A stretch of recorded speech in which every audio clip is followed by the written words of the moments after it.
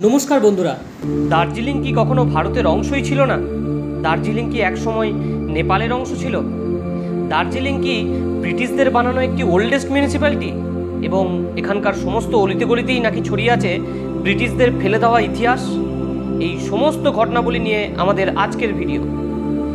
দার্জিলিংয়ের ইতিহাস জানতে গেলে আপনাকে যেতে হবে 200 বছর পিছনে, যখন ব্রিটিশ এবং নেপালের মধ্যে স্বাক্ষরিত হয় ট্রিটি অফ সাগৌলি। কি ছিল এই প্রেক্ষাপট? বলা যায় ভালোবাসা ও যুদ্ধে সমস্ত কিছু সুন্দর, কিন্তু কোনো যুদ্ধই ছিল না ব্রিটিশ এবং সিকিমের রাজার মধ্যে। বরং বলা যায় ব্রিটিশ কূটনৈতিক চালে কেড়ে নেওয়া এই জায়গা। যুদ্ধ হয়েছিল নেপালের গোর্খা কিংডম এবং সিকিমের রাজার মধ্যে। আসলে ইস্ট ইন্ডিয়া কোম্পানি যখন বাংলা, মাদ্রাজ ও বম্বেতে তাদের থাবা বসানোর পর উত্তর ও উত্তর পূর্ব দিকে তাদের অধিকার কায়েমের চেষ্টা করছিল, তখন নেপাল ও কাঠমান্ডুতে তাদের রাজ্য স্থাপনের পর পূর্ব দিকের এক্সপ্যানশনে মস্ত ছিল। এই মত অবস্থায় ব্রিটিশরা নেপালের এই পূর্ব দিকে এক্সপ্যানশন নিয়ে চিন্তিত ছিল। এর পিছনে ব্রিটিশদের আরও একটি প্রত্যক্ষ উদ্দেশ্য ছিল যে নেপাল যদি সিকিম ও ভুটানে নিজের রাজত্ব বিস্তার করে, তাহলে তিব্বতের সঙ্গে ব্রিটিশদের ব্যবসার কথা ভুলে যেতে হবে। তাই দ্বন্দ্ব অবশ্যম্ভাবী ছিল।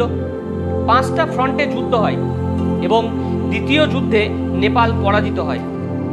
ব্রিটিশ আর্মির নেতৃত্ব দেন লেফটেন্যান্ট জেনারেল ডক্টর অক্টরলনি এবং এই যুদ্ধেই তারা গুর্খা সাহসিকতার প্রথম পরিচয় পায়। তারা বুঝতে পারে যে এই পাহাড়ি জাতির সাহসিকতা ও বীরত্বে অতুলনীয়। কিন্তু একটা জিনিস দেখে তারা অবাক হয়ে যায়, যুদ্ধক্ষেত্রে যখনই তারা কোনো ঘায়েল সেনাকে সরাতে যায়, নেপালি গুর্খারা তাদের কোনোভাবেই আক্রমণ করে না। তাদের এই মানবিক ব্যবহার দেখে ব্রিটিশরা অত্যাশ্চর্য হয়ে যায়। ফাইনালি 1815 সালে ট্রিটি অফ সাগৌলি স্বাক্ষরিত হয় এবং এই যুদ্ধ জয়কে স্মৃতির মণিকাঠায় বসাতে কলকাতার এসপ্ল্যানেডে বানানো হয় অক্টরলনি টাওয়ার, যাকে বর্তমানে শহীদ মিনার বলে জানেন। তাই কিছু সময়ের জন্য দার্জিলিং সিকিম রাজার অধীনে রাখা হয়। কিন্তু আরও কিছু সীমানাদ্বন্দ্ব নিয়ে নেপাল ও সিকিমের মধ্যে পরিস্থিতি গরম হয়ে ওঠে। সেখানে ট্রিটি অফ সাগৌলির চুক্তি অনুযায়ী 1828 সালে ব্রিটিশ সরকার 2 জন অফিসারকে পাঠান। তাদের নাম ছিল G.A. লিয়ট এবং J.W. গ্রান্ট, যিনি মালদা রেসিডেন্সিতে পোস্টিং ছিলেন। তাদের এই সিকিম এবং নেপাল ভ্রমণের পরিপ্রেক্ষিতেই তারা ঘুম ভঞ্জং, যা এখন ওল্ড গোর্খা স্টেশন নামে পরিচিত, এবং ছংটং এলাকায় কয়েকদিন রাত্রিবাস করেন। তারা এখানকার প্রাকৃতিক সৌন্দর্য ও মনোমুগ্ধকর আরামদায়ক আবহাওয়া দেখে মুগ্ধ হয়ে যান, যা তাদের লন্ডনের আবহাওয়ার কথা মনে করিয়ে দেয়। তারা তড়িঘড়ি এই জায়গা দখলের ব্যবস্থায় মেতে ওঠেন। সিকিমের রাজা তখন সুখফুদ নামগিয়াল।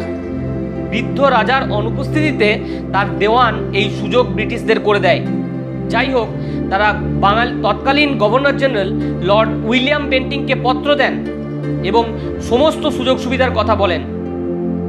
সিকিমের রাজার সঙ্গে সন্ধি করে 1835 সালের 1 ফেব্রুয়ারি দার্জিলিং টেরিটরি দখলের ব্যবস্থা করেন, যা ডিড অফ গ্রান্ট নামে পরিচিত, এবং এই দিনটিকেই দার্জিলিংয়ের বার্থডে হিসেবে মেনে নেওয়া হয়।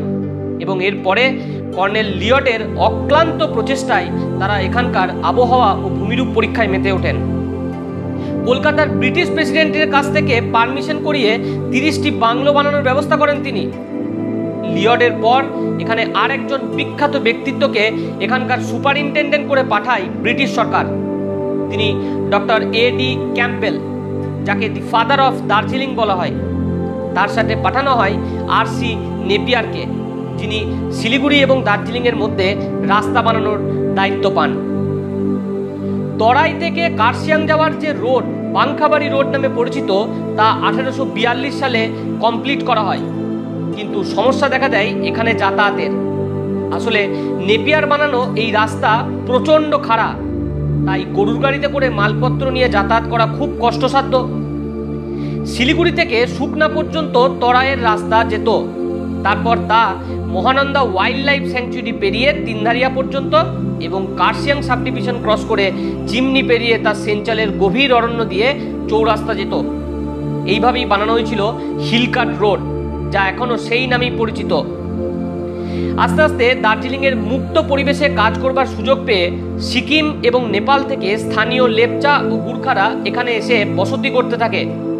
এবং এই সমস্ত কিছু নিয়ে 1850 সাল নাগাদ দার্জিলিং মিউনিসিপ্যাল কর্পোরেশনের জন্ম হয় এবং এটি ভারতের অন্যতম একটি ওল্ডেস্ট মিউনিসিপ্যালিটি। ঊনবিংশ শতাব্দীর তৈরি এই সমস্ত বিল্ডিং আজও সমান মহিমায় দাঁড়িয়ে আছে দার্জিলিংয়ের বুকে। তার মধ্যে Saint Andrew's Church, Brian Stone at Saint Paul School, Darjeeling Planters Club, Strawberry Nightingale Park, Government House, Eden Sanatorium ইত্যাদি উল্লেখযোগ্য। এবার যখনই দার্জিলিং যাবেন এই সমস্ত জায়গাগুলো দেখতে একদমই ভুলবেন না। কিন্তু শুধু আমোদ নিলে আর ঘুরে বেড়ালেই চলবে না, আপনাকে জানতে হবে এখানকার মানুষজন সম্বন্ধে। তা নিয়ে অন্য একদিন ভিডিও বানাবো। ধন্যবাদ আমার সাথে এতক্ষণ সময় কাটানোর জন্য।